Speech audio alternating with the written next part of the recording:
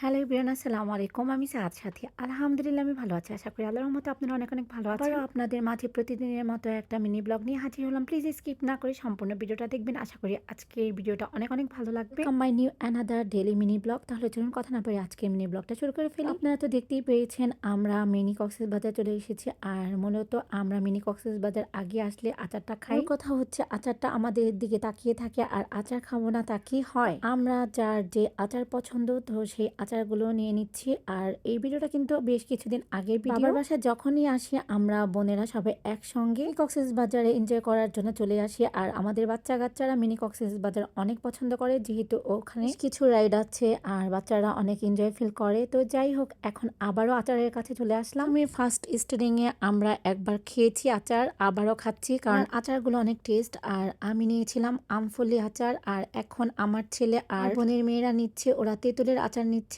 আর আমি নিয়েছিলাম আমফলি আর হচ্ছে চালতা আচার। যাই হোক, আজকে এই ভিডিওটা আচার খেতে খেতে বিদায় নিয়ে নিচ্ছি। কথায় বা ভিডিওতে কোনো ভুল ত্রুটি হলে প্লিজ সবাই আমাকে ক্ষমার দৃষ্টিতে দেখবেন। আজকে ভিডিওটা যদি সবার কাছে ভালো লেগে থাকে please like comment and share করবেন। আজকে এখানে শেষ করছি। ভালো থাকবেন সবাই। আল্লাহ হাফিজ।